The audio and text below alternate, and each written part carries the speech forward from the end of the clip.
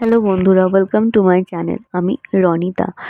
বন্ধুরা, ঠাকুর শ্রী শ্রী রামকৃষ্ণ পরমহংসদেবকে একজন ব্রাহ্মণ ভক্ত জিজ্ঞেস করেছিলেন যে আপনি কি জন্মান্তর মানেন।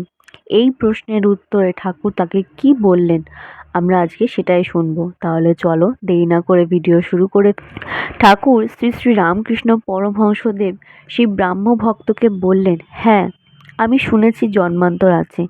ঈশ্বরের কার্য আমরা ক্ষুদ্র বুদ্ধিতে কি বুঝবো। অনেকে বলে গেছে, তাই অবিশ্বাস করতে পারি না। ভীষ্মদেব দেহ ত্যাগ করবেন, শরশয্যায় শুয়ে আছেন। পাণ্ডবেরা শ্রীকৃষ্ণকে সঙ্গে সব দাঁড়িয়ে। তারা দেখলেন যে ভীষ্মদেবের চক্ষু দিয়ে জল পড়ছে। অর্জুন শ্রীকৃষ্ণকে বললেন, ভাই, কি আশ্চর্য!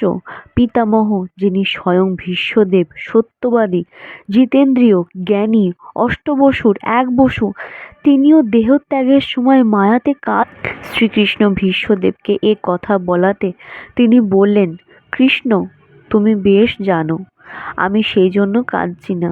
যখন ভাবছি যে পাণ্ডবদের স্বয়ং ভগবান নিজের সারথি, তাদেরও দুঃখ বিপদের শেষ নাই, তখন এই মনে করে কাঁদছি যে ভগবানের কার্য কিছুই বুঝতে পারলাম না। আজকের ভিডিওটা এই পর্যন্তই। তোমাদের আজকের ভিডিওটা কেমন লাগলো আমাকে অবশ্যই জানাবে। আর আমার ভিডিও তোমাদের ভালো লেগে থাকলে তাহলে আমার চ্যানেল অবশ্যই সাবস্ক্রাইব করবে, লাইক করবে, শেয়ার করবে আর অনেক বেশি বেশি করে কমেন্ট করবে। আজকে এই পর্যন্ত, দেখা হচ্ছে নেক্সট ভিডিওতে।